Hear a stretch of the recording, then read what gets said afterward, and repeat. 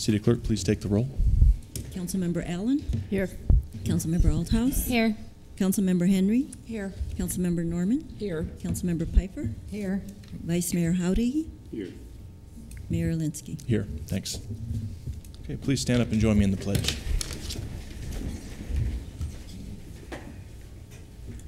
I pledge allegiance to the flag of the United States of America and to the republic for which it stands, one nation, under God, indivisible, with liberty and justice for all.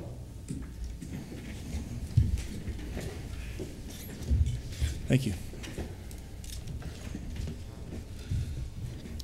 Okay, up next is a brief summary of current events by Mayor, City Council, and/or City Manager. The public body does not propose, discuss, deliberate, or take legal action on any matter brought up during the summary unless the specific matter is properly noticed for legal action. Any council members have anything to report? I do. Please. Just briefly. I did want to mention today I was stopped by my first little Rams salesperson for the Clarkdale Jerome Rams cards, and I wanted to thank the businesses in our communities that support our local schools by providing these discounts for the Clarkdale Jerome Rams and the Mingus Marauder cards. And it is that time of year, so watch out. They're coming and knocking, but it is a great great fundraiser for our local schools.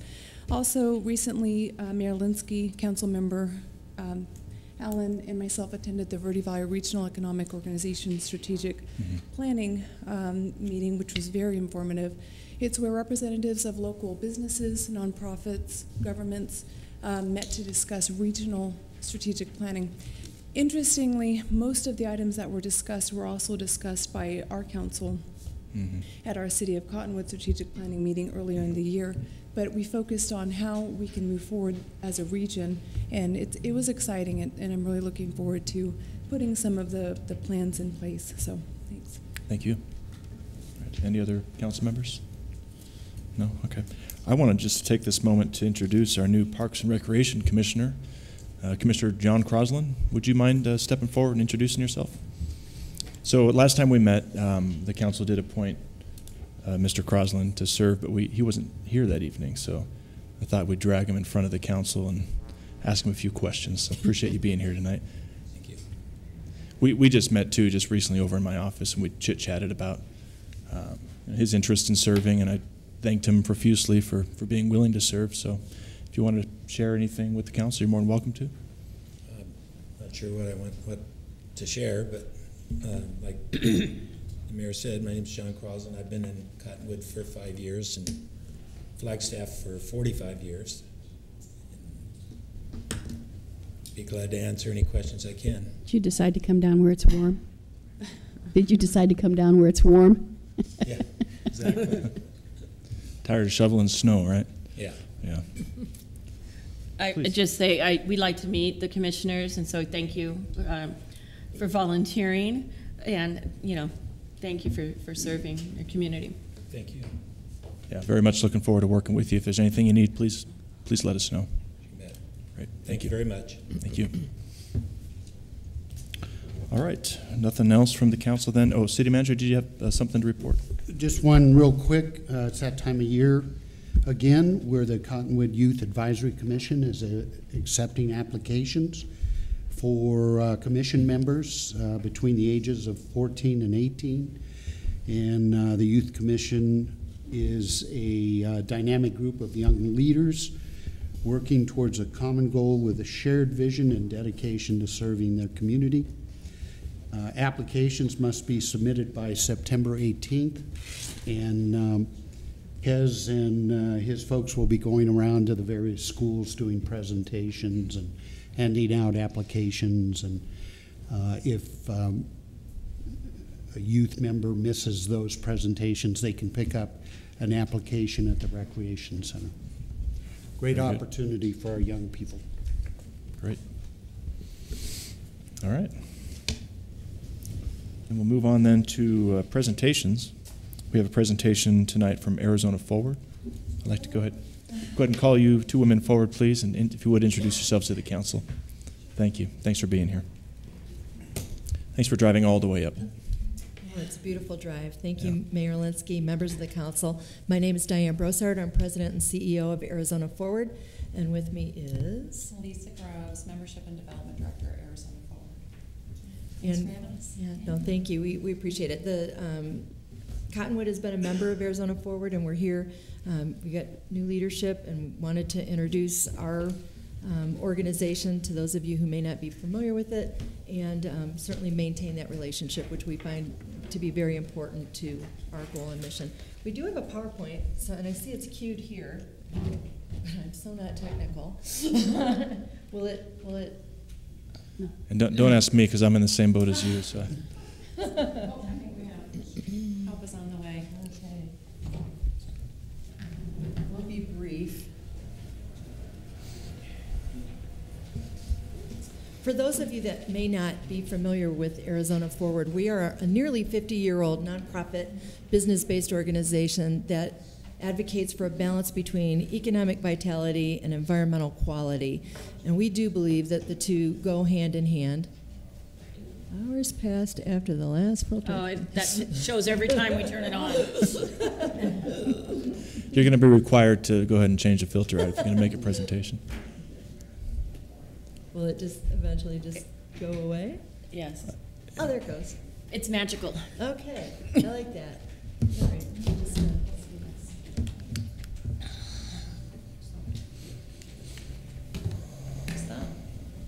there we go. So we're basically a sustainability organization, so we look at the balance between growth and the environment.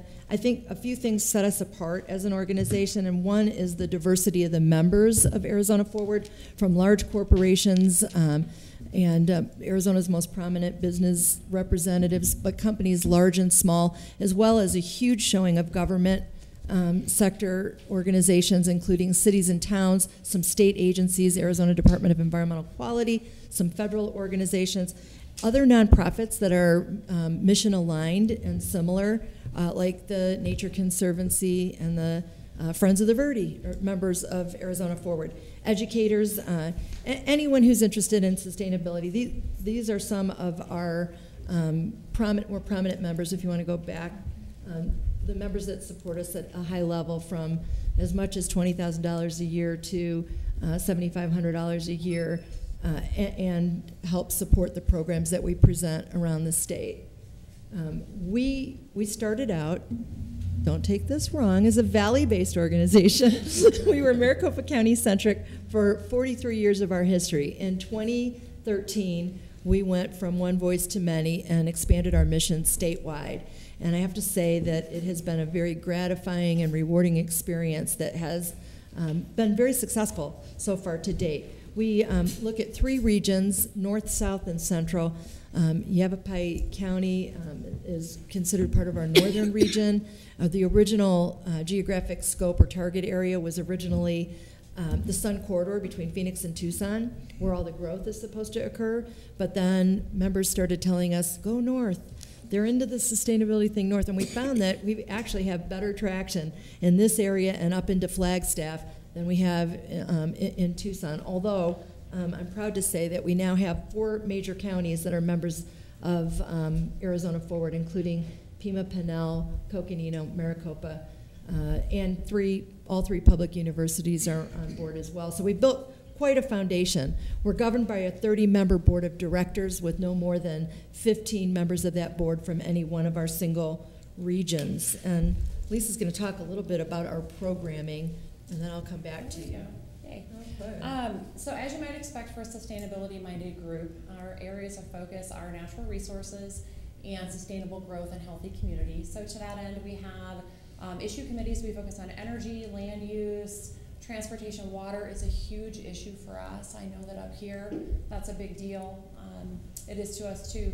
Education and outreach, we're huge on that. Our Northern Regional Council, which meets up in Flagstaff, typically did a forest primer.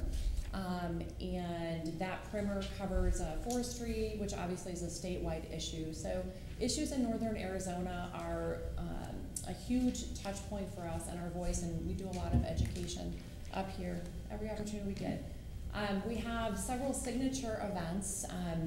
The the largest and most prestigious of which is actually coming up next month on September the 23rd. It's our Environmental Excellence Awards. There will be 600 people, business leaders from around the state that will attend that. Lots of mayors. It will be a pretty big deal, and it's something not to be missed. I have some information on that I'll leave behind today for folks that are interested. So just to give you an idea, some of the members that we have that might be more relevant to Cottonwood. The City of Sedona has been active and participatory in our organization for a number of years now, since we went statewide. In fact, we just did a mixer in Sedona a couple of weeks ago. Camp Verde is on board as well. We work with Steve A.R.S. The Friends of the Verde, in fact, Jocelyn Gibbons, who helps run that organization, presented to our water committee just recently. Yavapai Community College, the NARBA Institute and SETI, Kinney Construction Services, the Arboretum, of course, the NAU, and the City of Flagstaff. We finally got the City of Flagstaff. I'm most proud of the city, only because it took me 3 years to get them on board. I hope it doesn't take me that long to get Cottonwood back. We're really excited about that. So you ask, what is it? It's hard to explain an organization. It's not like a widget that you can pick it up and see, feel, and touch. But our value proposition is that we mobilize the state's business leaders and policymakers to leverage their collective power to influence best how we grow our communities, how we stimulate our economy, and how we enhance our environment. And working together, we believe we can do all that. And I think as public sector representatives, when you can work hand in hand with the business community, that's where that collective impact takes place, and it's very powerful. And we'd love to continue to engage your community in our efforts, and are happy to answer any questions that you might have. Thank you. Council, do we have any questions for Arizona Forward? No.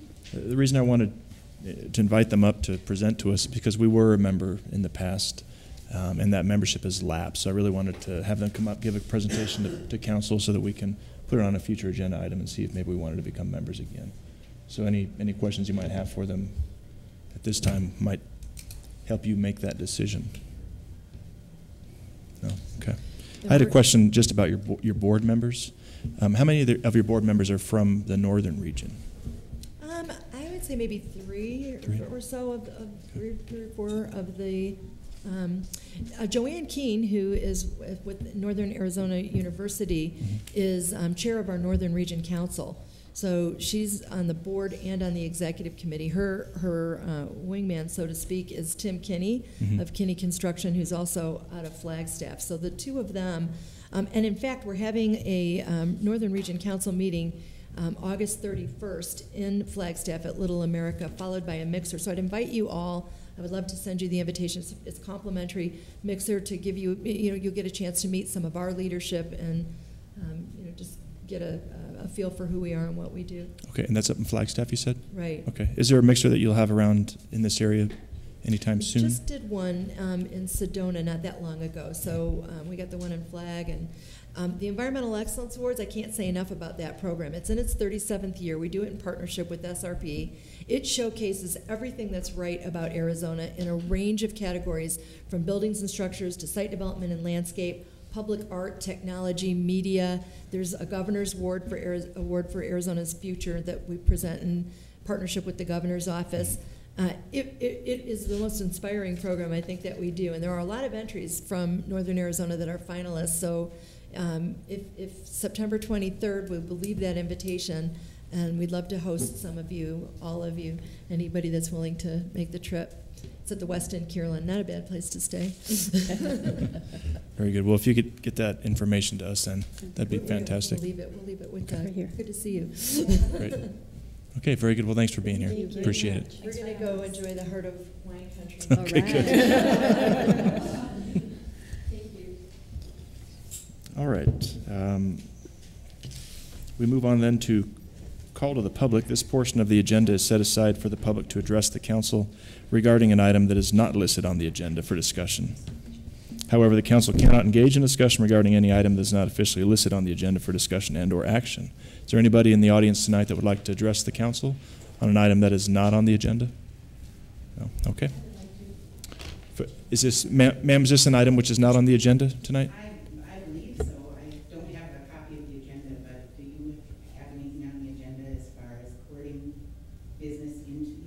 Nope, please step forward, ma'am. And if you would, when you're done, if you could fill out, there's a yellow form in the back. If you could fill that out when you're finished and hand it over to the city manager, that would be helpful. Hi, Good evening. my name is Betty Hayes, and I have lived here for 2 years. I thought it was time to pay a little attention, show a little interest. I have noticed in the 2 years that I've been here that Cottonwood is growing, the whole area is growing. But most of it seems to be residentially. We have a wonderful downtown area that is full of great shops that nobody could possibly duplicate. They're all individualistic. It's also full of wonderful restaurants. But we are the area, or we are the town in the area that is blue collar. And we draw, because of Walmart and Home Depot, we draw a lot of people from Sedona, the VOC, Camp Verde, Clarkdale, Jerome, Cornville / Page Springs. I don't want to leave them out.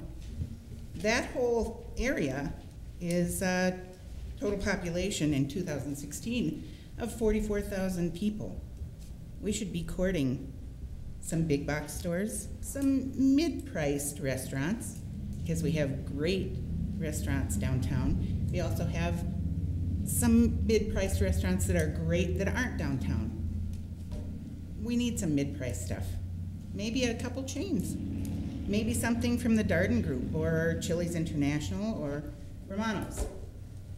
Maybe big box like Big Lots or Target or Costco. But we need to court them. We need to tell them that this is an area that sustains 44,000 people. That's nothing to sneeze at. And they do come here. People from Sedona come here because they have their own wonderful shops, but nothing big box. And very little mid-price as far as restaurants. And very little as far as retail. I mean, there are retail stores out there that we could talk to, like Steinmart, White House, Black Market, World Market. And they wouldn't be in any way contradictory to what we have here already. So we need to get out there. I think that's it. Is there, I have to ask, on the agenda, I did have one other item that I wanted to talk to you about. Which is on the agenda? I don't know, because I didn't get a copy. Oh, okay. But it's about the water. Okay. Are we going to talk about water rates and such tonight? Water rates aren't on the agenda tonight. You're welcome. Oh. I forgot to mention you're limited to 5 minutes. 5 I forgot to mention that in the beginning. Well, then I but better be quiet pretty soon. if you want to talk about water rates, though, you're more than happy to. You've got time left. I just wanted to say, I'd love not to see a water rate increase for a while. If we could put a moratorium on that until we could talk about maybe a referendum, that would be good.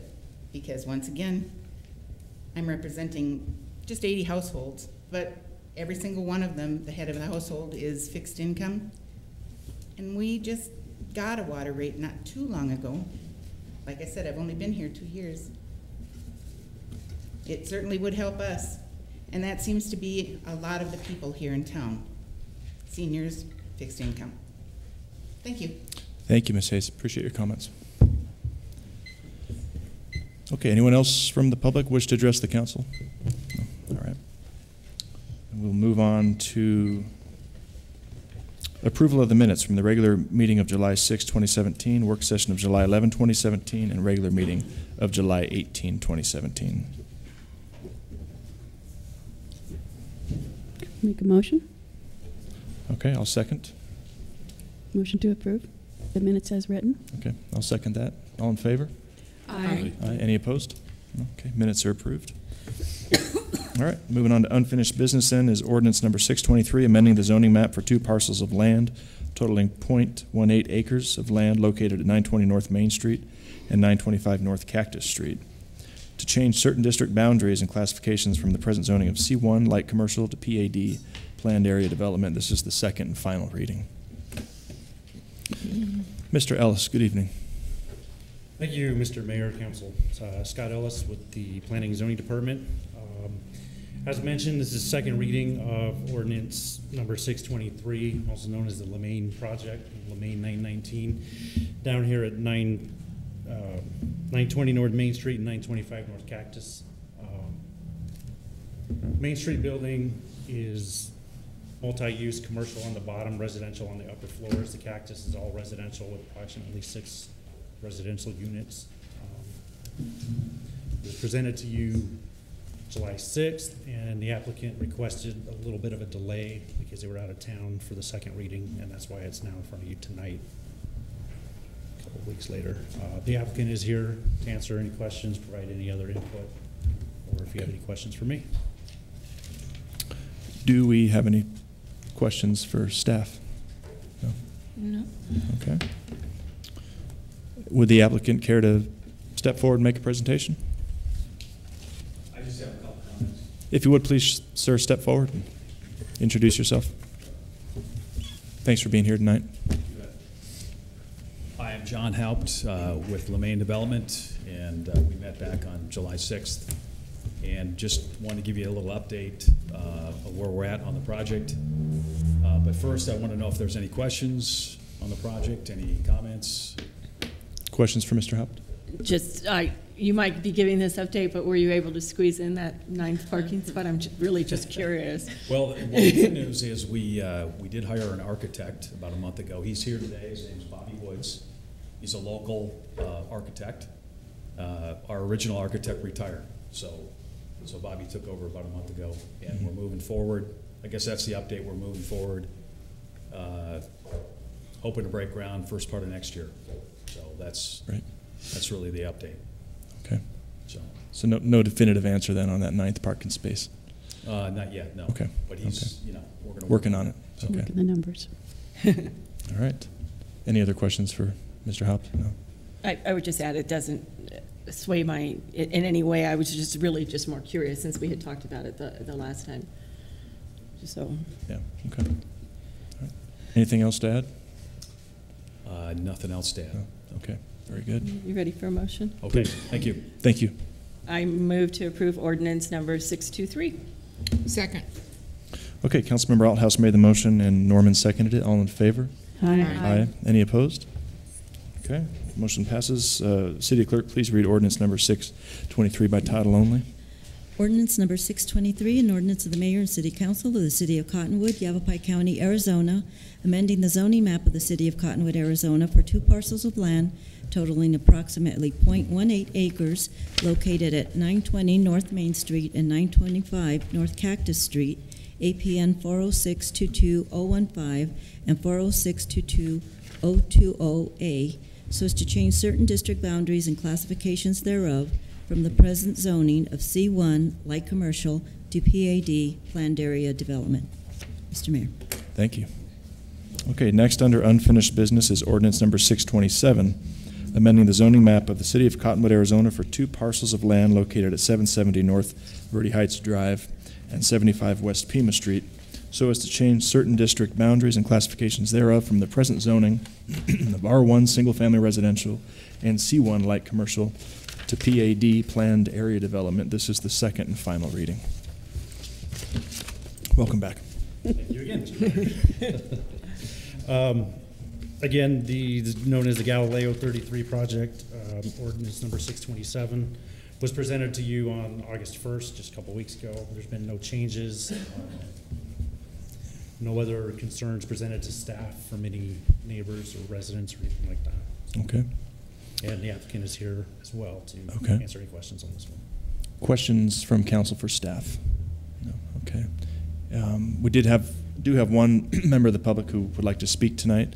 Why don't we have Ms. Malinsky step forward then and address the council, and then we can answer any questions that she may have. And again, ma'am, you're limited to 5 minutes. Thanks for being here. Hi, my name is Samantha Malinsky. I am a Cottonwood resident, and from my understanding, the business that's coming to that particular parcel, 770 North Verde Heights, has the intention of also including a vineyard portion. Is that correct? Yes.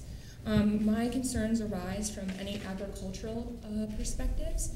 as far as the use of chemical pesticides, herbicides, rodicides, and insecticides, and how they can impact the community members are already living in the residential areas.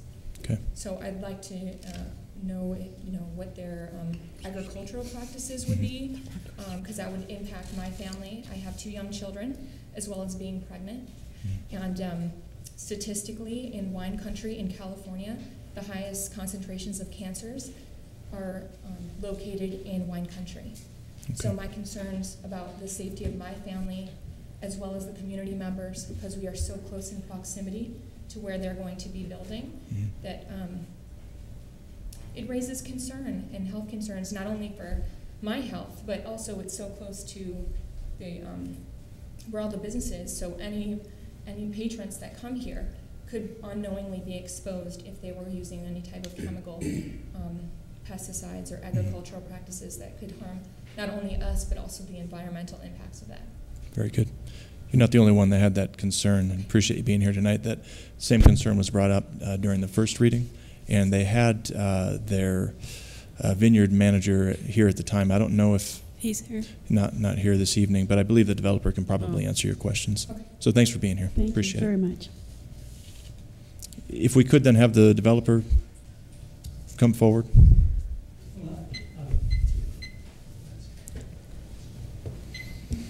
And I forget your name, and I'm sorry. That's all right. Mr. Mayor, City Council, thank you for letting us speak again tonight. My name is Jacob Bainey with Jones Studio. I've got Matt Lavar, who is the project manager that oversees the American Vineyards, Caduceus Cellars projects. The vineyard manager isn't here tonight, but as we discussed last week, we talked through the processes that they use as far as organic farming processes and the methodology of determining when pesticides, herbicides, and those sorts of things are going to be used following the EPA standards. So that hasn't changed from what we presented last week. Okay. Would you care to add anything, sir? No, just the methods, backpack sprayers, no fumigation, choosing time of day, all with all those things in mind, same as we discussed. Okay. Yeah. So it's my understanding that there weren't going to be any harsh chemicals. The list that we received in our email detailed a lot of pretty nasty chemicals, but I understand it's all organic, what you'll be using. Yeah, organic environment. Yeah, okay. And one of the things I remembered, and you mentioned it, but I want to make sure, Ms. Helinski, is the backpacks are, from what I understood from the last time, are direct onto the plants. Correct. Not, and I think that's important to, if you could, because I am, not an expert on it, but I found it very interesting. Maybe if you could just elaborate a little bit more on that. It's just as opposed to fumigation, which maybe we've seen apple orchards, things like that. Machines drive down and spray a fog, onto the trees and the fruit. And it's not an aerated form, where it's like a mist and it's right onto the plant. So it's very directly, very carefully applied, no overspray. Okay. Thank you. Yeah, very different. And any runoff from the project too, of course, is contained within your... Right, we're capturing that and harvesting our rainwater runoff and containing it within the site. Okay, very good. Yeah. Do you have anything else to add to your presentation? Just what I went over last week. The owner, Maynard and Tim, both they're very interested in sustainability and a legacy project here for this community and giving something back to support the part of Arizona wine country that is so important to the Cottonwood community. And they're excited to have the opportunity to do this project here in the Old Town portion of the city. Great. Well, thanks again for being here tonight. Yeah. Did you have a question? I just want to make a comment for Ms. Helinski. Sure. I just want to let her know I'm a mom of 6, so I share your concerns. To get better clarification, because they really provided good information at that last meeting. If you get online and go to YouTube and look up city council meetings, when was that, the last regular council meeting? I think it was the first Tuesday in August. Look it up, and they'll give you a little bit more information on what that was to ease your mind, because we don't have all that for you. Thank you so much. Okay. Yep. Very good, thank you. So I'll continue. I move to approve ordinance number 627. Second. Okay, Councilmember Althouse made the motion and Pfeiffer seconded it. All in favor? Aye. Any opposed? Okay, motion is approved. City Clerk, please read ordinance number 627 by title only. Ordinance number 627, an ordinance of the Mayor and City Council of the City of Cottonwood, Yavapai County, Arizona, amending the zoning map of the City of Cottonwood, Arizona, for parcels of land located at 770 North Verde Heights Drive, APN 406-32023C, and 75 West Pima Street, APN 406-32054, so as to change certain district boundaries and classifications thereof from the present zoning of R1 Single Family Residential and C1 Light Commercial to PAD Planned Area Development. Mr. Mayor. Thank you. Okay, next up is the consent agenda. There are 5 items on the consent agenda. Item 1, well, I'll explain that the following items are considered to be routine and non-controversial by the council and will be approved by one motion. There will not be a separate discussion of these items unless a council member or citizen so requests, in which case we'll remove the item from the consent agenda and consider it in its normal sequence. So I'll list them off. Item 1, agreement with the U.S. Geological Survey for joint funding for the costs of hydrologic data collection in the Middle Verde River watershed for federal fiscal year 2016-17. Item 2 is request to submit a fiscal year 2017-2018 through 2019-2020 Department of Public Safety Victims of Crime Act grant for the city's victim assistance program and position. Item 3 is resolution number 2903, approving an intergovernmental agreement with Mingus Union High School District for use of the city's outdoor aquatic center. Item 4, special event liquor license application submitted by Tracy Colzer, applicant for the Old Town Association for the Thunder Valley Rally event scheduled for September 15 and 16, 2017 in Old Town Cottonwood. And item 5, a special event liquor license application submitted by Keith Vogler, applicant for the Verde Valley Military Service Park for the Thunder Valley Rally event scheduled for September 15 and 16 at Riverfront Park. Are there any items that the council wishes to pool? Any items that the public wishes to have pooled from the consent agenda? All right, do I hear a motion to approve? Mr. Mayor, motion to approve consent agenda as presented. Okay, I'll second that. All in favor? Aye. Any opposed? Okay. Consent agenda is approved. And then we move on to new business. Oh, excuse me. We need to have City Clerk please read resolution number 2903. Resolution number 2903, a resolution of the Mayor and City Council of the City of Cottonwood, Arizona, approving an intergovernmental agreement with Mingus Union High School District for use of the city's outdoor aquatic center. Mr. Mayor. Thank you. Okay, next up under new business is interview of applicants for the Airport Commission. And there were two openings on the Airport Commission. We had, I believe, 6 applicants. And I hope that they're all here tonight to be interviewed by us, which is part of the new process that we've started where they go through a committee which scores them, and then we do a public interview, and then the council scores them. We combine those 2 scores and come up with the recommendations for appointment. And I'm hoping we have some sheets with us tonight to score the applicants. No, but I'll go print some out right Okay. now.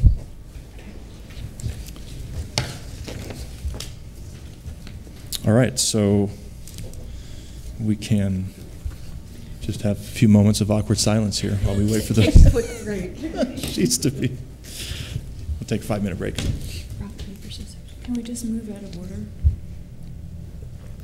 Can we just move on to the next item and then have that discussion when Marianne's ready? Yeah, we just lost a council member, though. We don't need to have a majority to be able to do that. Do that. We still have a quorum. Yeah, we could do that. This one's pretty quick. The next one. I think the next, I agree with you, it is pretty clear. All right, we'll move on then to second item under new business, which is authorization to waive the 5% cap on administrative approval of change orders during the construction of the Mingus Avenue Waterline project. Mr. Biggs. Thank you. Good evening, Mayor and Council. Staff requests that the City Council waive the 5% cap on administrative approval of project change orders for the Mingus Avenue Waterline. The contractor, Kincaid Civil Construction, may encounter numerous problems and some additions outside the scope of the original contract. project's currently at approximately 60% completion, and we're just shy of 4.5% of the contract price and change orders.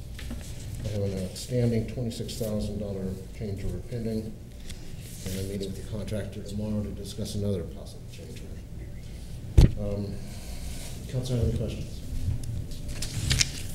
Questions for Mr. Biggs?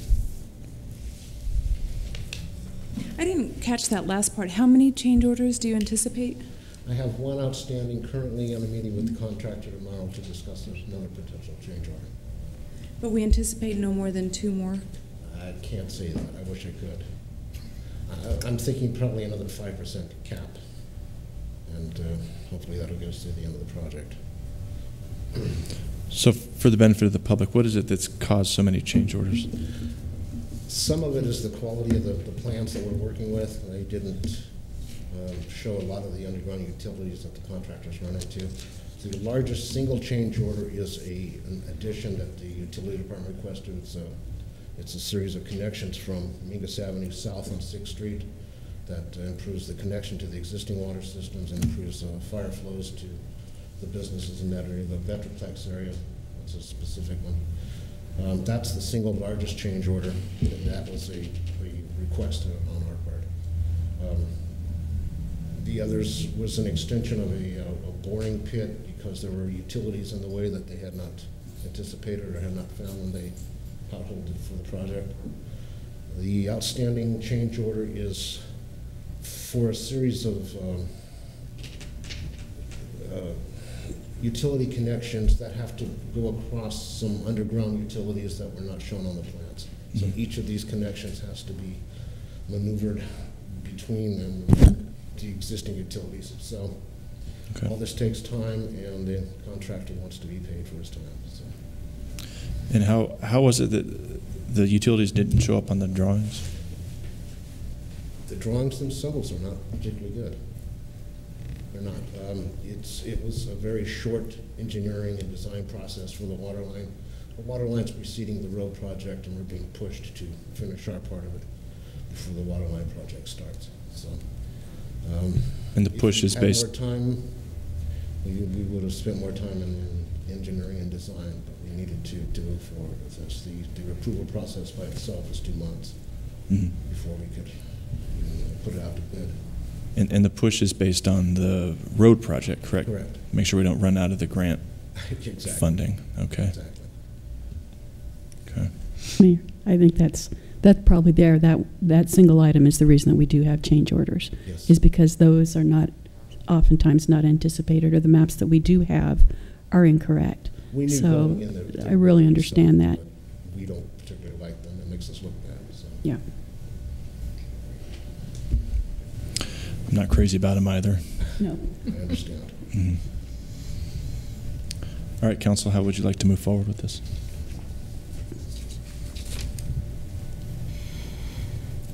I'm sorry, I'm in the wrong spot.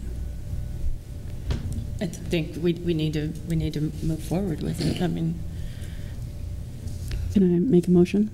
Sure. I move to waive the 5% cap on administrative approval of change orders during the construction of the Mingus Avenue Waterline project. Second. Okay, Councilmember Allen made the motion. Althouse seconded it. All in favor? Aye. Aye. Any opposed? Okay, so the motion's approved. Are you recording that, Mr. Horton? It looks like it's being recorded. Okay, yeah. Okay, great. Thanks. Thank you. Appreciate it. Maybe just since she's not here, say it carried unanimously, so she has it. Yeah, it did carry unanimously, so very good. Thanks, Marion. Sure. We'll just have to fill them out. Do we each get 6? Yeah, each get Okay. Okay, no problem.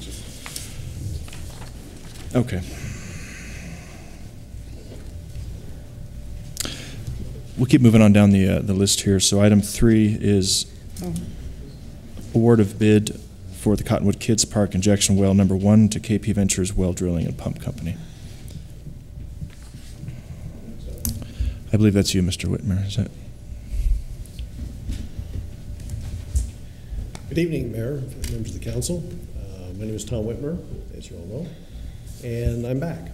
If you recall, last time we had run into some issues with constructing the injection well down at Riverfront Park. It just didn't seem to be economically feasible when you start looking at the number of injection wells we'd have to put down that location in order to facilitate the amount of reclaimed water that will be produced at the plant during a period of time when we can't use it for irrigation. So we had selected an alternative site, which is up at the kids' park.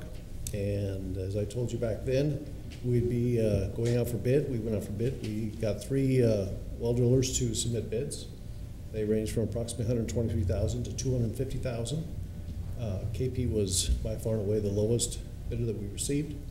And I'm back here to get your approval for the contract to go forward with that injection well up there before we start laying pipe up there.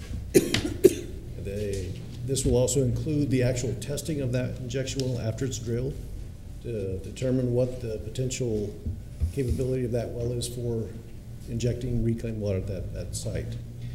Just as an update, we've had a meeting since the last time I was here with the folks at the fairgrounds as well as the people at Mineral Resources who use a fair amount of water themselves for dust control and other processed water up at the slag heap.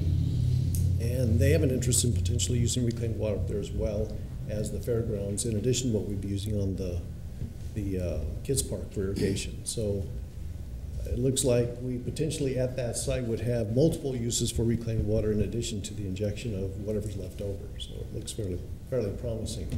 The only stipulation for using on the slag heap is the quality of it. When I say quality of it, they've got a criteria or a limitation on the amount of chlorides that can be in the water. So we're doing the chlorides analysis on our reclaimed water to find out if we meet that standard. So anyways. When will that analysis be complete? It probably, they've already pulled samples and sent them into the lab. We're just waiting on the results from the lab. So it should be very soon. I wouldn't be surprised if it wasn't by the end of this week or first of next week. So if they don't use that reclaimed water because the chloride levels are too high, we could still direct inject that into the aquifer? Oh, absolutely, yeah. And there's a possibility that we could do a blending operation with them as well, using half their groundwater and half reclaimed water as well. Mm-hmm. So we could just still offset some of that pumping that they're currently doing, and anything that's left over, we can put it back in the ground. Okay. Yeah, the issue with chlorides if we do have if we exceed their limitation, it's still well within the safe drinking water standards and everything else. Their issue is that chlorides, when they put it out on the slag heap, they use that for sandblasting a lot of metal. And Chevron, who's one of their bigger customers, has a limitation on the amount of chlorides because chlorides are corrosive to metals. Thank you. Okay. That's the reason for the limitation. Okay. Thank you. I guess I'm a little concerned that we're still kind of piecemealing the cost of getting the best use for the reclaimed water that we'll be processing down at Riverfront. So we still don't know how much it's going to cost to run the pipe up to Kids Park. Yeah. So do we have any kind of a estimate on that? Still working on it as far as I know. We do not have numbers on that. Okay. And the reason I ask is because this is obviously a good option now that we're reassessing what to do with that water, but there might be others. And I just would like to know what the total cost of the entire project is before we make those decisions so we can make the best decision. I have a question. Sure. What about the vineyard project? They use reclaimed water for the dust control? Okay, good. Absolutely. So be another option too, right? Right. We already require them to do that, and they can go to the Hull station to get. But they could potentially maybe, okay. Yeah. Absolutely. And they could use it for irrigation as well up there for their landscaping, right? That's correct. Right, because it's much closer to the. I believe that's in the plan, isn't it? My point is, it would be much closer being at the kids' park to the vineyard project for irrigation and dust control and such. Yeah, and I think the plan is to use reclaimed water wherever and whenever we possibly can to keep people off the groundwater. And whether we come from Riverfront or whether we come from Mingus, that's the plan. That's the long-term plan. I mean, the long-term plan was always to irrigate the large turf areas in the valley, or in the city, I should say. So you're looking at Kids Park, you're looking at the middle school, you're looking at down at Riverfront, Garrison Park. Those are the big turfed areas. And then we were looking at where we could possibly use on the vineyards as well. Like we're at the viticulture center up at Yavapai College right now. Great. And so, yes, absolutely. If it makes sense economically to do that, absolutely. Thank you. Any other questions, comments from council? Okay. We have one gentleman in the public who'd like to address the council on this item, Mr. Bob Richards. I'm assuming it's this item, WWF. You're not talking about the Worldwide Wrestling Foundation, right? Okay. So you can follow along. Okay, thanks. You'll be limited to 5 minutes, sir. Right. Bob Richards, 1495 East Crestview Drive, Cottonwood, Arizona. Mayor, City Council, members of the staff, and the public. I think that there needs to be further discussion on this issue before you award a bid. I have several questions. One, to irrigate the dog park, ball fields, Riverfront Park, does a new line need to be installed on the wastewater facility? So is that factored into the project cost, or will it be an additional cost? How many gallons of A+ wastewater is the facility expected to produce each day, and how many gallons are needed for watering purposes at Riverfront Park? Will there be excess A+ wastewater produced even when Riverfront Park is watered to the max? In other words, if you got all this water going to Riverfront Park, are you still going to have excess water that you need to ship someplace? What is the expected increase in capacity of the facility as new homes are built, and how much additional wastewater will be produced secondary to those projects? How many months of the year, considering either the best or worst scenario, will the park be watered with the effluent produced by the wastewater facility? In other words, will it be 1 month, 9 months? What's the range there? If the injection well is doable at Kids Park, apparently a new water line will be needed. It's stated in the paper today. But what pumps will be used to pump the water to the Kids Park? Will be the pump that I believe is number 6 at the Riverfront. Is that going to be used, which is, I gather, kind of an old pump and maybe not in the best of condition? I think there are other alternatives that maybe need to be considered. One would be to shut down the facility during production of excess wastewater and continue to pump as presently is done up to the mingus facility. Might save some money. Consider pumping uphill only as far as the railroad wash, the intersection of Mingus and 8th Street, discharging the water into the wash. Let it percolate down into the aquifer slowly. Add the A+ wastewater to the water supply of the city of Cottonwood. There was an article in the paper recently regarding Mr. forget his name right now, he's a consultant with Cohen Van Loo, who said that he'd be more than willing to drink that water. He thought it'd be better than wastewater. So why not add it to our water supply? Will the city of Cottonwood raise sewer and water rates in order to pay for the wastewater facility? I think the public has the right to know some of the answers to these questions. To replace reserves spent on the project, or to pay for expenses beyond the amount of reserves set aside for the project. And I think we're already beyond that. It's anticipated we will spend close to over $12.5 million before any line is even put up to the Kids Park. So you may have answers to all these questions. And if you do, I think it's appropriate to share them with the public. If you don't have answers to them, I think it's appropriate to get the answers before proceeding to put out a bid for $130,000, $40,000, $50,000, and then find out there were other alternatives that were cheaper. Thank you for your attention. Thank you for your comments. I believe many of these questions could be answered tonight, and I think it'd be great to get them answered. So would you mind, he's got them listed out here. Some of them are probably best answered by council, but you can go down the list and answer those. Thank you. Let's see.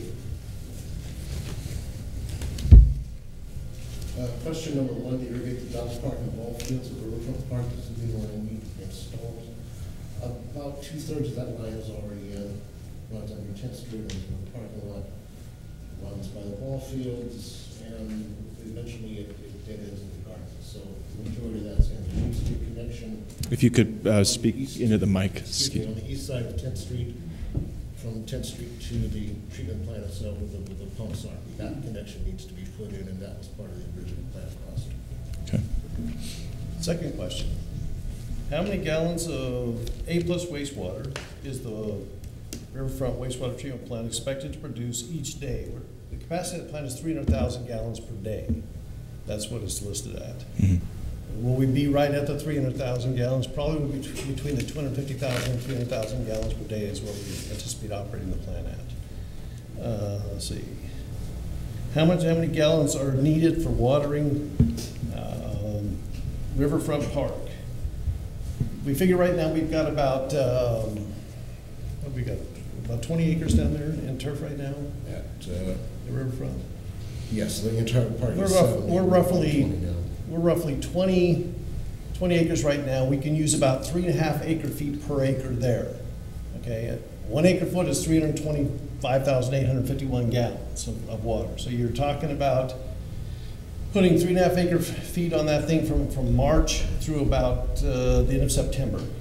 So you're talking October, November, December, January, February, about 5 months, 6 months where we will not be able to irrigate because temperature doesn't require us to irrigate at that point in time, and all the turf is dormant. You just be throwing water out on the ground for the sake of throwing water out there, which doesn't benefit anything at that point in time. So you've got a period of about 5 months where you have to find a use for that water, no matter what. If we expand the turf, we can expand up to about 50 to 60 acres of irrigation when you start including middle school, kids park, riverfront, and the expansion of riverfront to include the community gardens as well as the dog park, etc. So if you figure we're at, let's say 60 acres, you're talking about 180, almost 200 acre feet of water a year. We'll be producing, roughly 330 acre feet a year. So for those 8 or 9 months at full build out of irrigation, we're still going to have about 100 acre feet of water that we need to dispose of during that 5 month period of time at a rate of about 300,000 gallons per day, which is about 200 gallons per minute, which is the capacity of that plant. So we need to find a use for that during that period of time once we build everything out for irrigation purposes. Does that answer that question? What is the expected increase in capacity of riverfront? It's not. The capacity of the plant is fixed at 300,000 gallons. That's the size of the plant for treating purposes. Doesn't matter how many extra homes we add onto the system. Right now, we'll be taking that 300,000 gallons from the mingus plant. So any of the new stuff that comes on over and above 300,000 will be going to mingus, or going to mingus. How many months of the year, considering either the best or worst scenario, will the park be watered with effluent produced? I think I just answered that. Yes.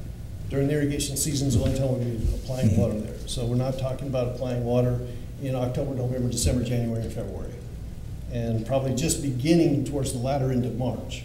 Generally, we get a warm-up period in March, and then it'll cool back down. So right now, we're irrigating. We typically kick it on in March. Sometimes we cut it back off in June, just simply because of the temperature, depending on what it is.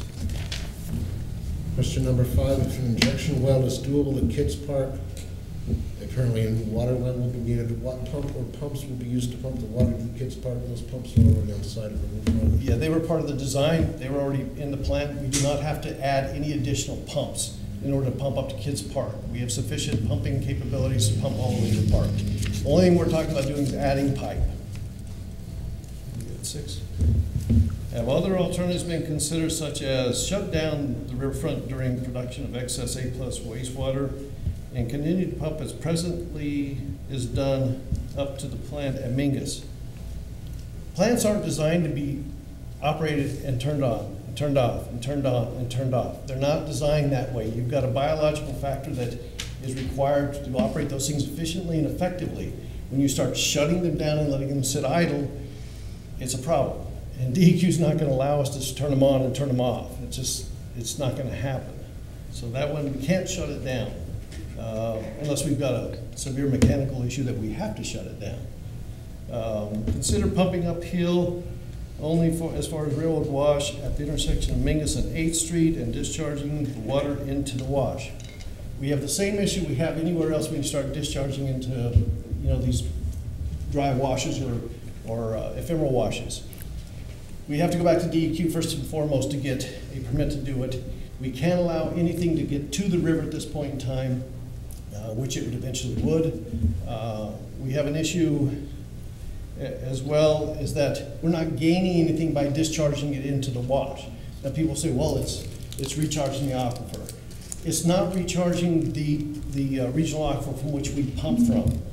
In this valley here, if you look at the hydrogeology of this valley here, we have basically a 2 aquifer system. We have an upper alluvial aquifer, which is very shallow, and it is separated from the lower regional aquifer from which we pump from by a clay layer, which minimizes and prevents in most places any communication between the upper and lower. That's about as lay as I can put it.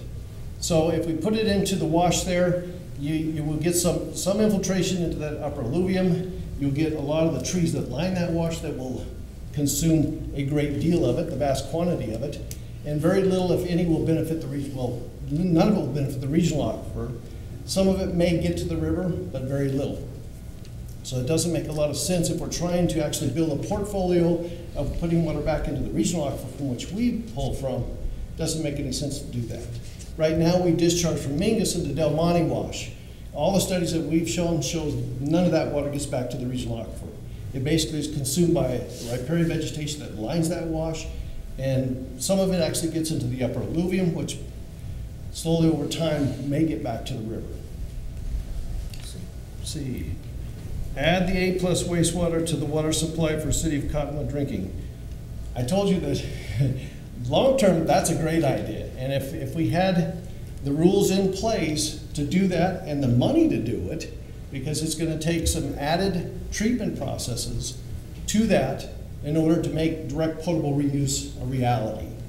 We were expecting the rules to come out from DEQ in July, this past July, with regards to the direct potable reuse. Those have not been issued yet, so we don't know what requirements are going to require over and above what we currently treat wastewater to in order to put it directly back into the drinking water system. You also have the issue that, before we get to that point, is the education process. Mm-hmm.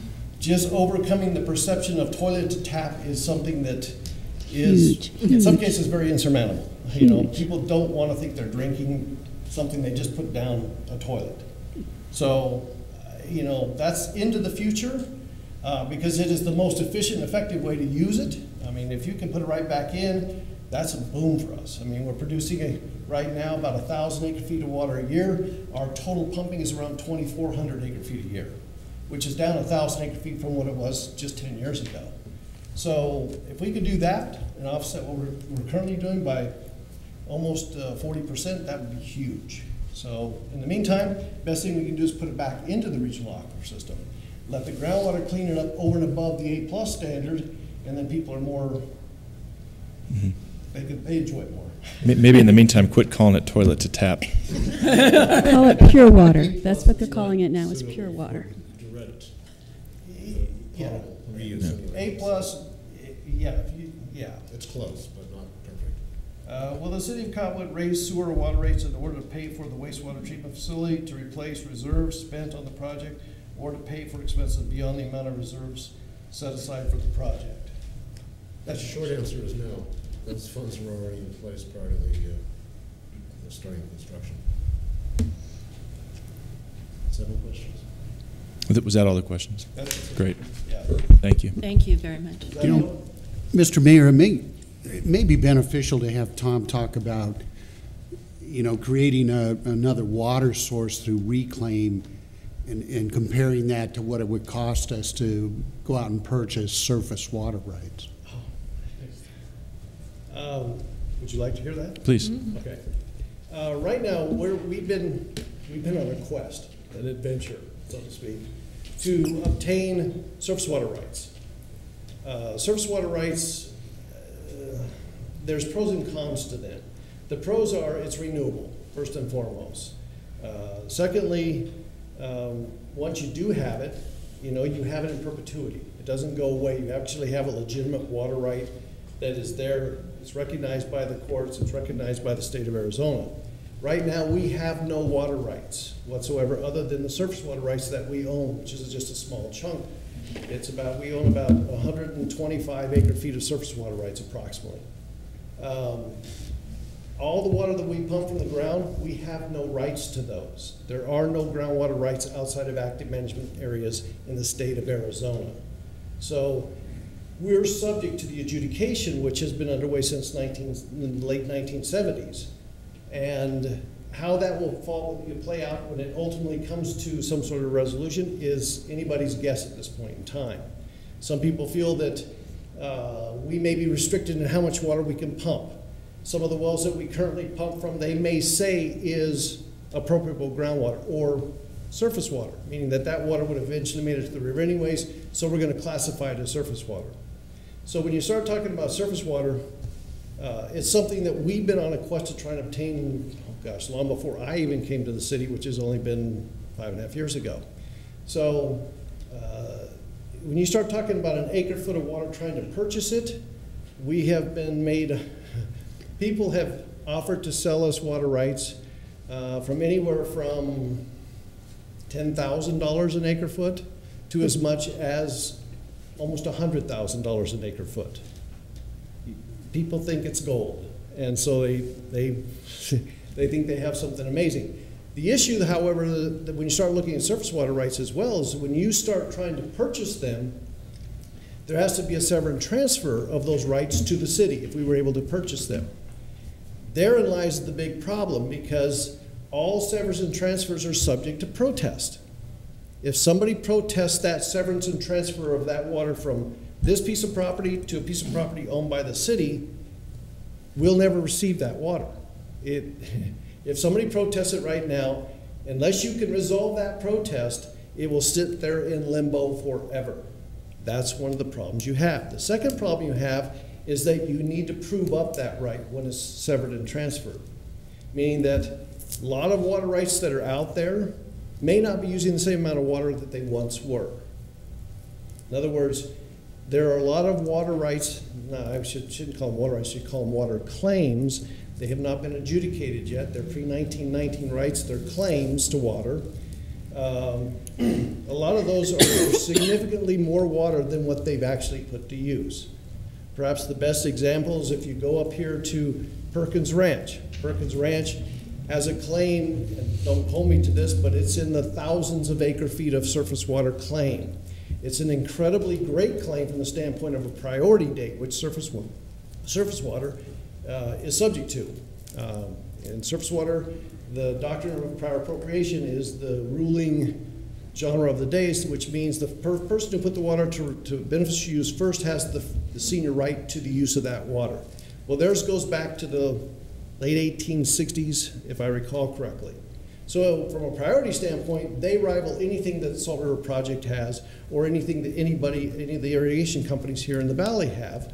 But when you start looking at how much they've actually put that, how many acres they've actually put that water to beneficial use on, it's only 40 acres, which is about 120 acre-feet of water. So they're trying to sell thousands of acre-feet of water, or a claim of water, but they can only prove up about 120 acre-feet. So when you start looking at it from that perspective, it's, how much are we really going to get if we try and buy some of that when they start trying to prove it up? The Beaver Creek Golf Course, we talked to those folks. They had this big claim of thousands of acre-feet as well, but The only thing they can prove up is the amount of water they put on a golf course over there. Well, they only had 90 acres of turf, and at 3 acre-feet per acre, that's only 270 acre-feet of water. Big problem. And they wanted thousands and thousands of dollars per acre-foot of water that you may never even see.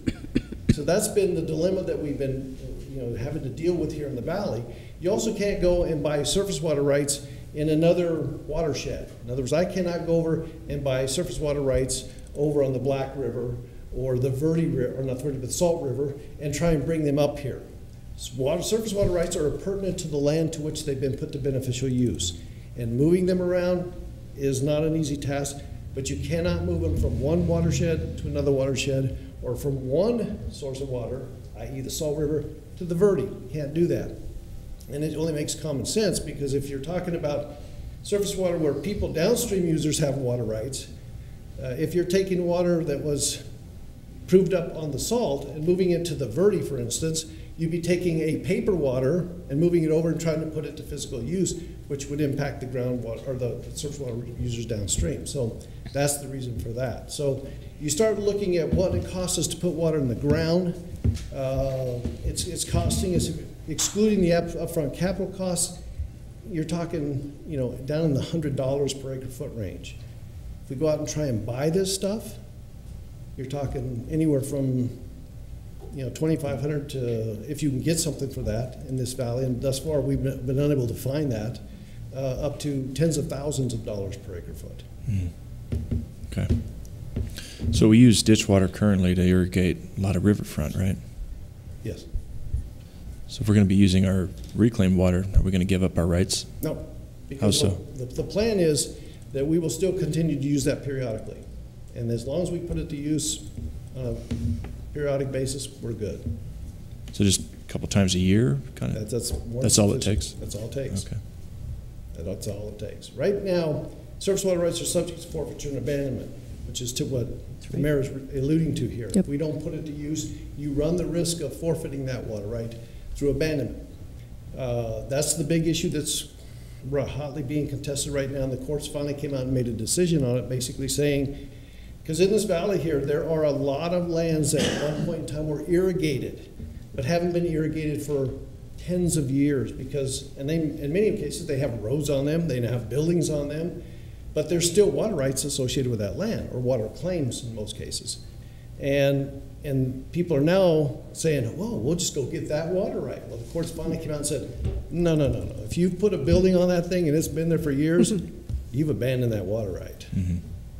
So some people that are attempting to do that now are running into some issues with that. Okay. But the courts just now came out and said, because virtually all the lands down here in Old Town at one point in time were irrigated just about, and at least in the housing areas. Mm-hmm. Okay. So we actually looked at that. Okay. All right. Any other questions? And I appreciate Bob Richards coming in with his comments. I know many of those same comments were made in a newspaper article a week or so ago. And I thought this was a good opportunity to mention to the public that almost all of the individuals that work for the City of Cottonwood have an open door policy. If you have a question, you email them. You come to them, you call them, you make an appointment. They will answer all your questions for you. They'll put it in email for you so you have it in print form in front of you. Much of what we discussed tonight, the council has heard several times before, so it was nothing new for us. I understand it was for you, but very often you can get your answer much more quickly than waiting for a council meeting by just contacting an individual directly. And if you don't know who they are, Sandra at City Hall will tell you who they are. So use that, take that opportunity to contact those members, or contact me, or contact the mayor, because we can turn around and say, this is the ideal person for you to speak with. And I would hope those people at home that are listening take that opportunity to do that. Probably one of my biggest, I can't say frustrations, but knowledge from at one time being on the inner workings of the city and now being on this side of the dais, knowing that those individuals are there waiting to give you that information. Just contact them. They'd be glad to give that to you. And the second comment I wanted to make was the pure water. I had an interview with the gal, and it's been months ago, and I feel terrible because it's a terrible faux pas that I can't remember her name or the organization she worked with. I was looking through my calendar while you were talking, Tom. and I just don't remember her name, but she's working with an organization that is using that for breweries.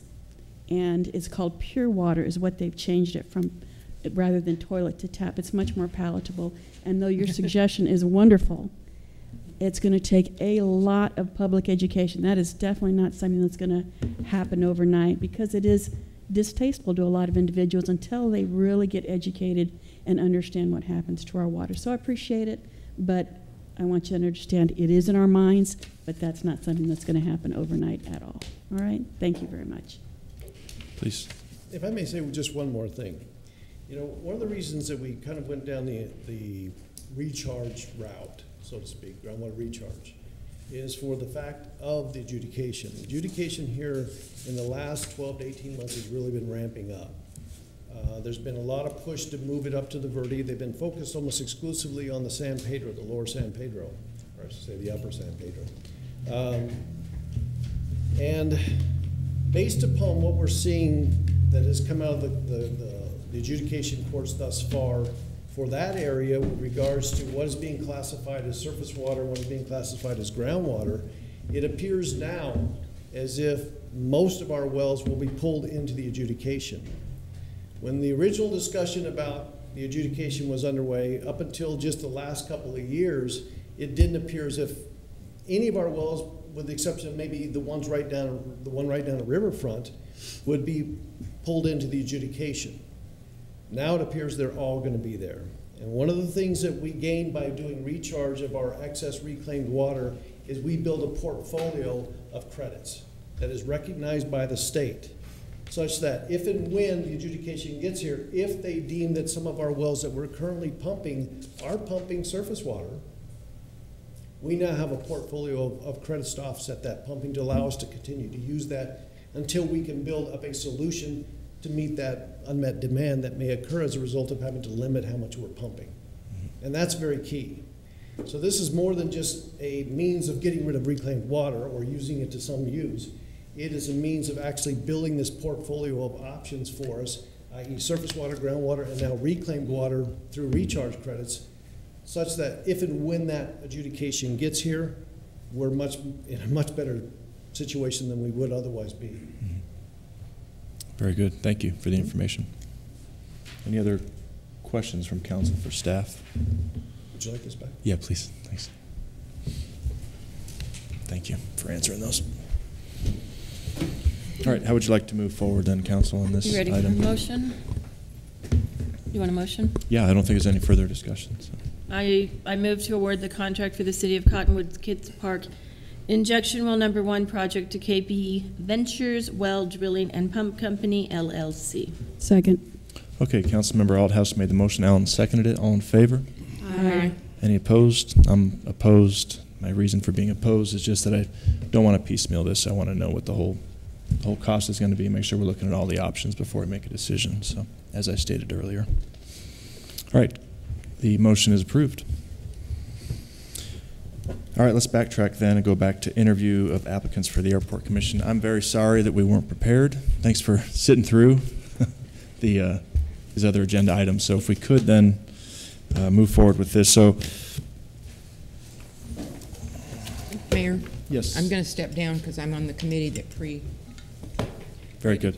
Thank you, and thanks for serving on that committee. Mr. Mayor, yes, you could explain, or Marianne can explain, we didn't use these forms the last time, so if we could be told how these forms are going to be used? Yeah, we didn't. The forms we had last time had the actual questions, so I don't know if somebody has the actual questions that we asked, and No, I apologize. Those came out of HR, and I didn't have them. This is what I found in an email.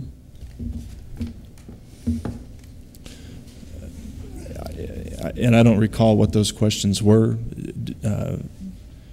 Do we have? We had 4 or 5 questions, and they were listed, and we made notes. I didn't know to bring one with me. So. Right. Ms. Wilbur. Wilbur, HR manager. Last time I didn't bring them. They were already here, so I didn't realize that I would maybe need to bring them. I can go to my office and look. I know it would take more time, and I apologize for that. I just wasn't aware that I needed to bring them. I believe we have all 6 applicants here tonight, right? Is that? I only know. We're missing one, okay. One that I couldn't contact. Mhm. I have heard that he has moved out of the area and likely not interested anymore. Okay. I did call him, leave a voicemail, and email him, and I got no response. Okay, I really want to move forward because we have all the applicants here, which is kind of an amazing I agree thing. with you. I'm just hoping we can get the questions or ask. I just want to ensure that we're being fair and we're asking the same questions. Absolutely. It doesn't have to be the same questions we asked last time, but I want to make sure that we have some consistency and how are we going to use these forms, 1 being the lowest, 10 being the highest, because Right. there seems to be some disagreement with Completely. council on how we use the 1 to 10 scale. Completely understand. Yeah, we do have forms that we typically use for this. They're just not in front of us now, so I would encourage Human Resources Manager to get those forms pronto. We'll move on to the next agenda item and appreciate your patience, folks. Sorry. We're going to have to drag out this next agenda item too to give us enough time because I think it's the last one. He tried with Tom. So stick around, folks. Direction for further development. But we're keeping our audience bigger this way. Yeah, that's right. You know. Not letting them go. Okay, so direction for further development of the city mobile app. Mr. Carter. Mayor, Council, I'm the IT manager for the city, John Carter. I believe you all have maybe a mock-up, hopefully, in your packets. Hope so. Yes, we did. You never know if the technology works. He's going to do a presentation.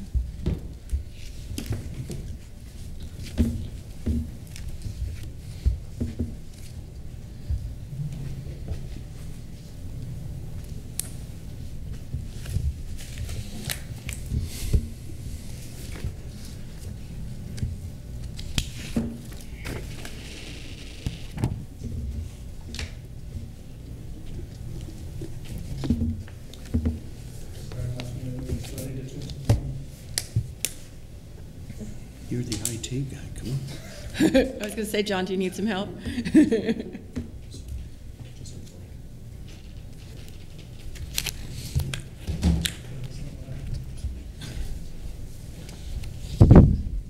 Excuse me 1 moment. He's helping you with dragging it out, Tim. What's that? John's helping you with the dragging it out. Good. Just keep it interesting, that's all. Helping Amanda.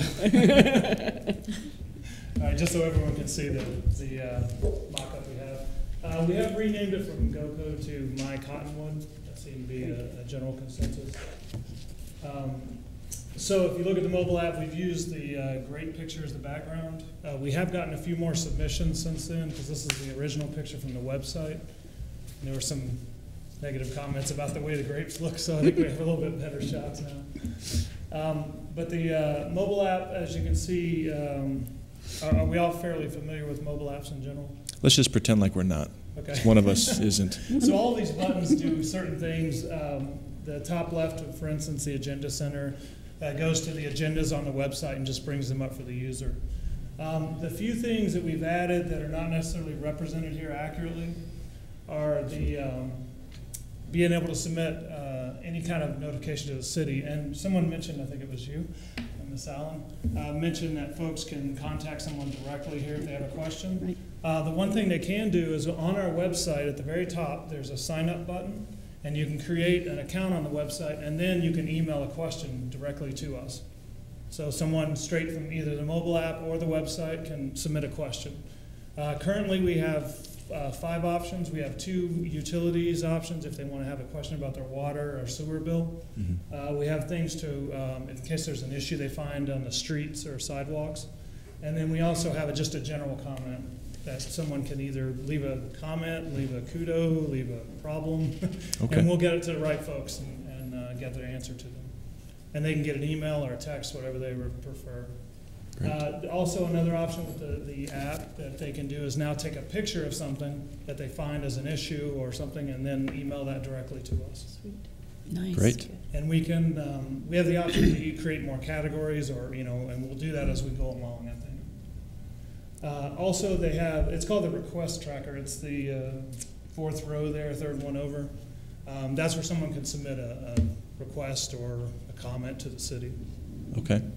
One of the other things here is the notify me, which is the fourth one down on the left on this picture. And what that is folks can sign up also for all the alerts. So they can get alerted to any city event. They can get alert to any like library events, parks and rec. There are several categories. Mm-hmm. Police notifications when they release news releases. Okay. Any kind of alert like that they can get either via text or email on the phone. So now they can choose which department or which event they want to be notified of? Yes, they're Okay. all separate categories. They can apply to all, only a few, whatever they're interested in. Great. And that includes commission meetings, board and commission meetings, agenda meetings, council meetings, anything. Excellent. It also has links for Facebook, Twitter, our official Facebook and Twitter accounts, Mm-hmm. so they can get those. The request tracker. Yes. So I have a lot of people who come up to me and well, I reported something not that long ago about a public right-of-way that the weeds were very much out of control and in the street. So they could, something like that, they could just go to this app and, request, that types of public service. Yes. Currently, what it will do when you open the app, when you download it, so you can get it, it's both iPhone and the Android, so they can do either. Okay. The first thing it does is ask you if you want to create an account. We'll use them for So next to submit a question or a request, you have to create an account, so we have an email address to email you back and handle it. But yes, so currently someone could, with the mobile app, as one advantage over the website, is they can literally take a picture of it and then email it to us if they have an issue. So it would give us a little bit better definition. That's great. It can also use the location of the device to know exactly where it is as well. It's wonderful. And Camp Verde has a mobile app, isn't that right? I'm not sure. Oh, okay. We do for our police. Yeah. Our police, yes, Yeah, has a we mobile do. app. And we are also integrating the police into this app. Yeah, I think Town of Camp Verde recently put one together. I'm just not familiar enough with it to know how it compares. I think it's great. I think it ties in really well with our strategic directives too of That's exactly marketing what I was gonna Cottonwood say. and keeping the community informed and engaged, and it's super great. And then that it informs on the commission meetings is ideal as well, that it hits that desire that you had a couple months ago. So it's great. Yeah, one other note we have, which isn't shown on here, but our financial transparency is a button on here as well. So they can go straight and get all the figures. So Excellent. we're being, hopefully engaging the citizens more, and we'll do a little more marketing once the app comes out so we can really get it out and get more subscribers. So what is the plan for that? How do you get folks to sign up for an app? You do it at public events. So the next event coming up is the Thunder Valley Rally. Mhm. So we plan to have a booth out with the IT folks and trying to spread the word that way and get them to download the app. Good. We're working with Casey Rooney in Economic Development to try to push that out to some of the businesses in the Chamber of Commerce. Okay. And we may be looking at things like offering like a tchotchke or maybe a discount from some of the local businesses if they download the app. Sure. And then hopefully, especially with Thunder Valley Rally and some of these events, we're hoping when they come back into town, if they check back in with the app, then we can offer maybe a discount, and then we can get a few numbers on how many people maybe come back from these events. Uh-huh. A little bit like that. It won't be purely scientific, but it'll be helpful. So you can track where they downloaded the app and. Right, and then Okay. if those folks ever come back into town, we'll kind of get a few more figures. I know it's always been a sort of bone of contention with Thunder Valley Rally, whether people actually come back or not. That's great. So we'll get some indication anyway. Well, very good. Nice And work. then just a basic, so the city logo up to the upper left there will be what they see when they go into the app store to actually download it. Mm-hmm. And then once they open the app, once they've downloaded it and installed it and they open it, they'll see the screen on the left here. Again, the picture may be a little different or something, but we plan to stay with a grapevine theme. Okay. And it'll see the heart of the Arizona wine country there. And then once they open the app, they'll get that. Fantastic. Thank you. Anywhere so we what can we're add. asking for- sorry. Anywhere we could add the mission statement. The mission statement? Yeah, is there anywhere we could add that on the app? Does the council feel like that might be important? We certainly could put a button up that does it, that opens up the mission statement or opens up the council page or something. I don't want to junk it up. You've done a good job with it. I just didn't know if it was something that the council feels might be important. I think that would be a good idea, and it's just a button that he puts out there. Pop it up. Certainly. We'll add that. I think it's great. Good work. I agree. So what we're asking for is direction to go forward. If there are any comments or questions people have. Just a quick comment, John. Really well done. You have hit so many things that the council wanted as far as public engagement, getting the information out there, making us more marketable. Really, this top line, top notch that you got this done, and the detail that you put into it, and then the items that you've covered, the request tractor, the notify me. This is a very professional item that you put together, and I just wanted to put my great job.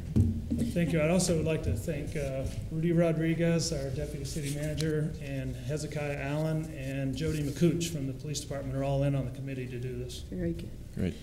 I'd like to echo that. Just I know when I was campaigning, I heard a lot of discussion about transparency and how you're having the very first item is the agenda center for our meetings, the dates, the times, the locations, how we're going to have our financial information available here just, as part of the app, I think is a huge stride forward with increasing transparency and putting the information out there for those who take the time to download this. So thank you.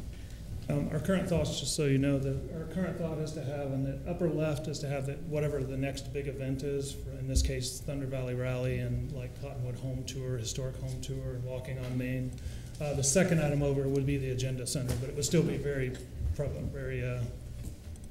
noticeable. So it's the top row. Top row, definitely. Very good. And again, this is 100% free, right? Yes. Yeah. I mean, to the consumer, yeah. Yes, Very good. All right, anything else from council? Oh, thank you, Mr. Carter. Appreciate it. We'll bring the final app to the council as well to take a look. Excellent. Thank you. All right. At long last. Ready.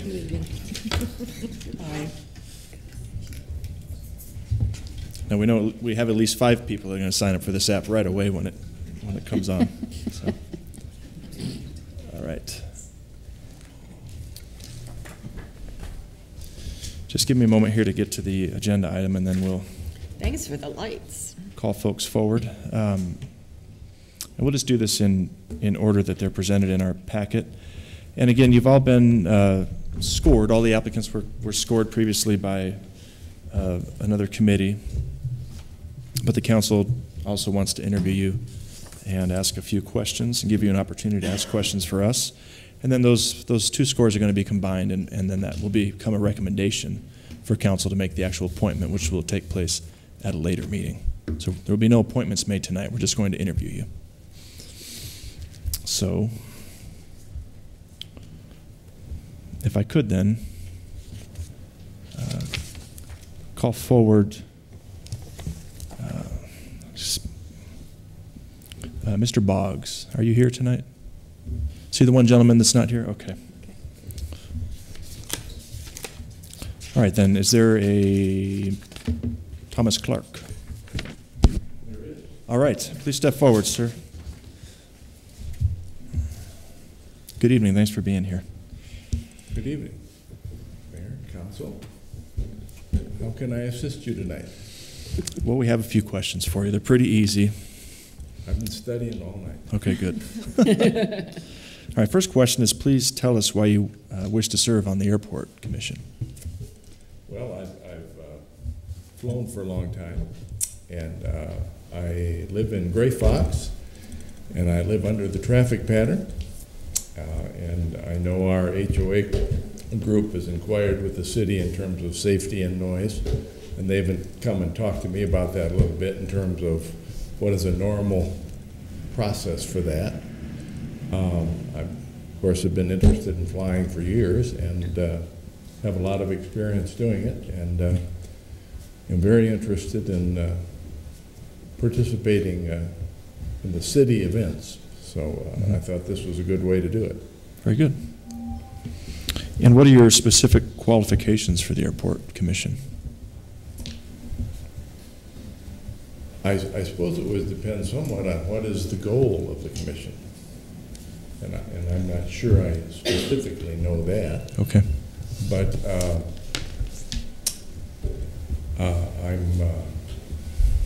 I'm an active member of the community. I have good experience flying. If you've seen the application, you know my qualifications, but I'm an ex-instructor pilot in the Air Force. I taught at the Air Force Academy. I taught down at Williams Air Force Base, and been involved with community events in relationship to the service. I've been air traffic control. Been involved. I lived close to the Scottsdale Airport and was interested in their process there in terms of noise abatement, safety, and those things. Just as a concerned member of the community. Okay, very good. And what do you hope to accomplish during your appointment? Well, I would hope to have safety be a key issue. Interface between the airport and the citizens as another issue that we would like to maintain. I grew up in Phoenix, and through the years, I watched Luke Air Force Base fight the growth, fight the noise, fight the hassle. And as this community continues to grow, that will become a larger issue. And my hope would be that I could help be a liaison as someone with a lot of experience as our HOA group came to talk to me about, again, safety, noise, interaction with the community. Very good. Do you have any questions for us? What is the goal of the commission? Is there a specific goal of the commission? Or basically just the things we've talked about? Interface to the community, and obviously you've got multiple businesses. You've got helicopters in terms of tourism. You've got helicopters with Northern Arizona Healthcare.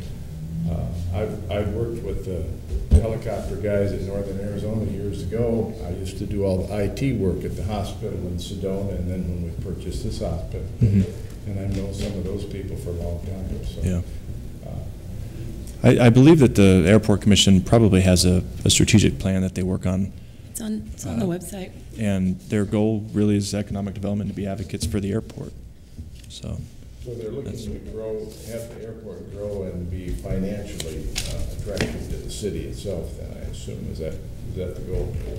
And in order to do that, you will certainly increase traffic, noise, and interaction with the community. Yeah, the airport, at least to me, I can't speak for the rest of the council, but I think it's really an untapped economic driver in Cottonwood. And I'm sure most of the council would agree, but it's certainly something that's near and dear to me. Yeah, right now there's limited type aircraft that come in there partly because of the altitude and the length of the runway. But for the growth to develop, you may have to consider multiple things. Right. Do you need to lengthen the runway? Do you need to provide more services? Do you need 24-hour services at the airport? Those types of things, which then, of course, will increase noise. Sure. Sure. All right. All right. Thank you for being here this evening. Thank you. Okay, next up is Mr. Robert Katranos. Is that how you pronounce your name? Katranos. Okay. Thanks for being here this evening. Oh, you're welcome. I saw an ad in the paper that you were looking for people to volunteer to be on the airport commission. I lived in a small town about the size of Cottonwood where I learned to fly, and I'm thinking back how that airport was operated compared to ours. And I think I was in Hermiston, Oregon, and the airport was a place for, to get out to the public that we had that nice airport, and it stimulated growth in our community.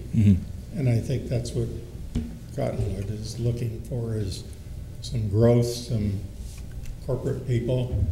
See, it's big enough for some small jets.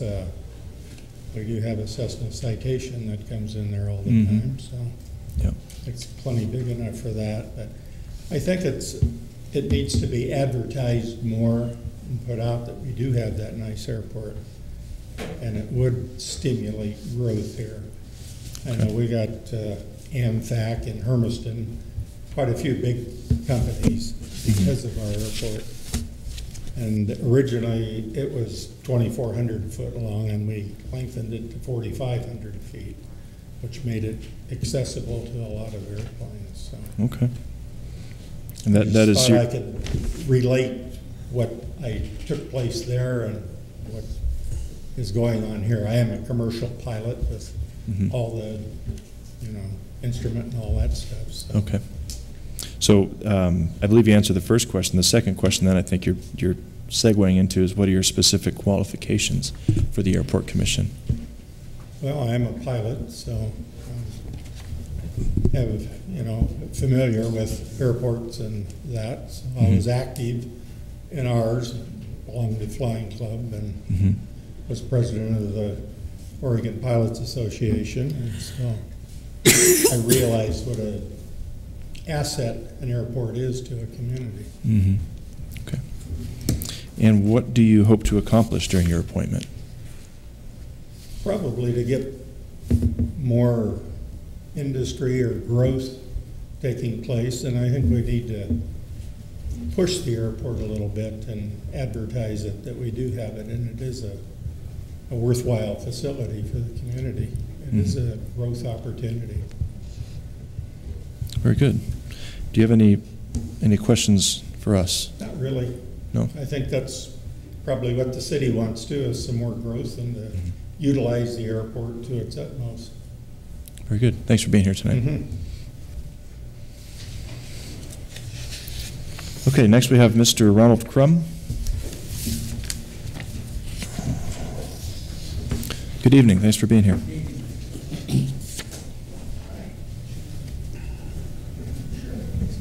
Making my notes here. So please tell us why you wish to serve again on this Airport Commission. Haven't you had enough? Thank you for the opportunity to be interviewed.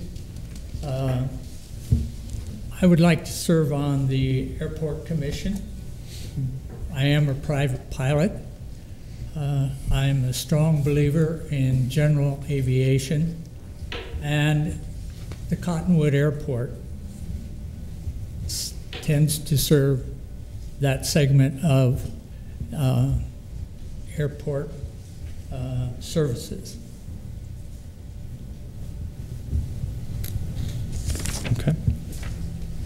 What are your specific qualifications for the Airport Commission? I've been on the Airport Commission prior to this time. I'm a team player. At the same time, I am a strong inquiry of how things are managed at the airport. I listen to people who are community members and have interest in how the airport is run. Okay. And what do you hope to accomplish during your appointment? There are about 4 or 5 things that I would like to see the Airport Commission accomplish if I'm appointed. One is the development of a fair and consistent policy regarding the lease and rent of land to pilots. There is currently before the federal legislation in both the House and the Senate proposals to separate air traffic control from the FAA. If that happens, it is going to mean some changes in the rules and regulations for general pilots. And I believe it will also mean some changes in how the FAA funds airports like Cottonwood. And I think it's the Commission's responsibility to track those kinds of things and keep you council members informed about what those ramifications are going to be in that regard. There is recently a proposal from a local business to remove some dirt from the southwest corner of the airport. And if the city council approves that, it will mean more available land to the airport to be used for building construction or other kinds of opportunities to the airport. A fourth thing that I would like to see, I was a member when we had an air show, and I would like to see that kind of event come back to the city. I think it is a way for community citizens to see what the airport is doing for them. I think it's also an opportunity, and there are pilots who provide rides to young youth and perhaps develop an interest on their part in the field of aeronautics. And who knows, there may be sitting out there in a classroom Chelsea Sullenberger that we would be proud of someday. The last thing I guess I would mention is that there are currently about 3 or 4 businesses who have expressed an interest in establishing a facility on the airport or nearby, and those businesses are related to the field of aeronautics. And if the airport commercial standards, which I understand is before the City Council, if that is approved, that's what's needed in order for those businesses to move ahead and become a part of this community. Very good. Do you have any questions for us, Mr. Crum? No. No. Thanks for being here. Appreciate it.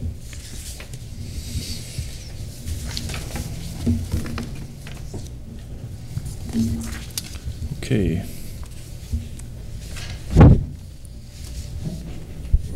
Mr. Timothy Pebler. Thank you for being here. You're welcome. Thank you.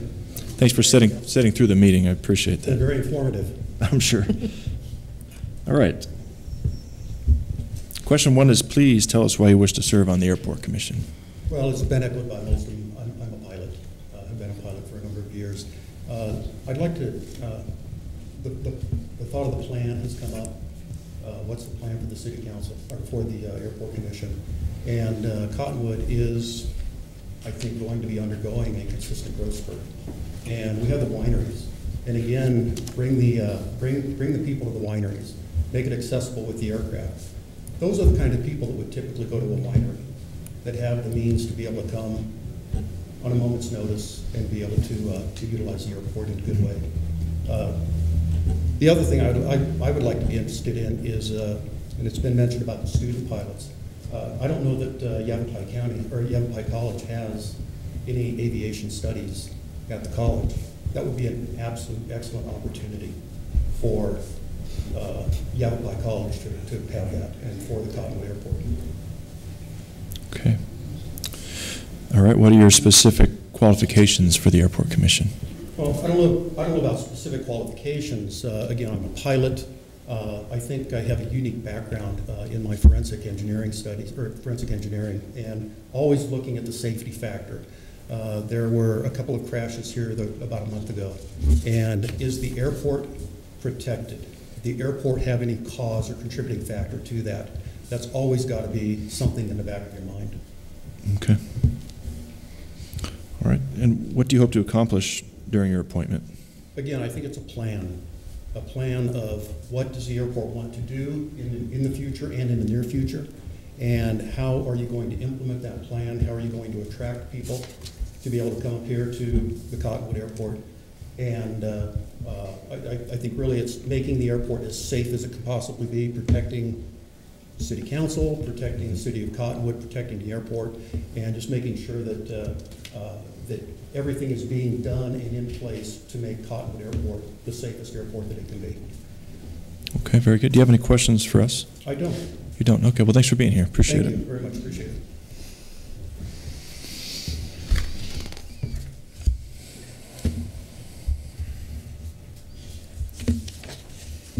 Okay, next we have Mr. Billy Tinnen.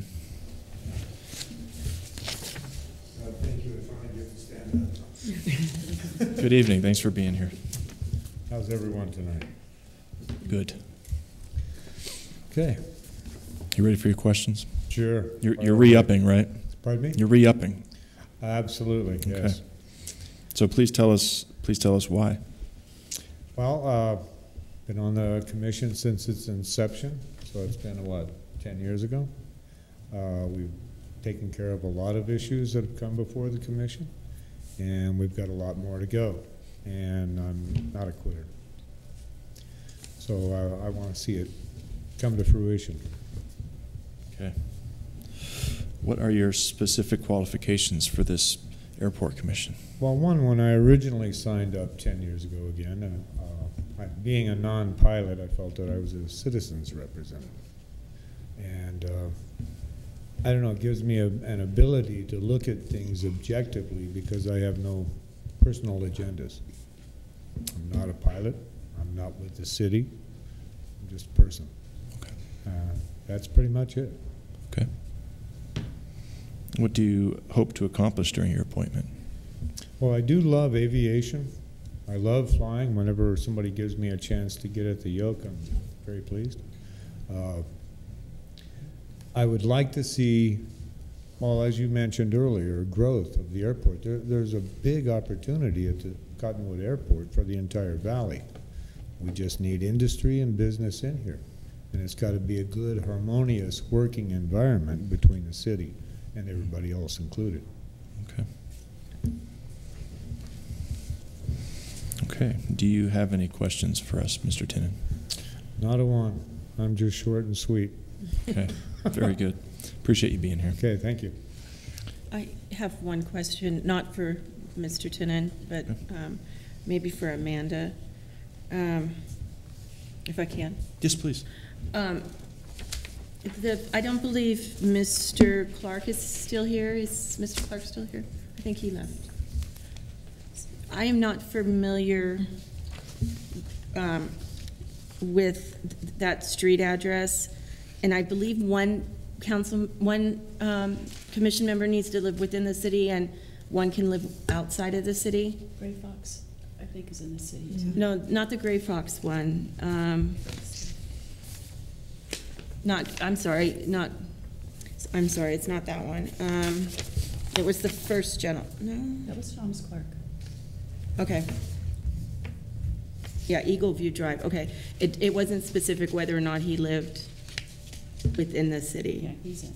He's in, okay, thank you. I just wanted to I made notes of who lives within and who doesn't. Okay. Thank you. And it is one needs to live within the city. Yes, I believe one does need to live within the city. Yep. For this. And Human Resources will cull out, you'll score all the applicants basically, and you'll have a list of who's highest and lowest, and then from that point, if the highest, for example, isn't eligible to be on the commission because they're not a resident or.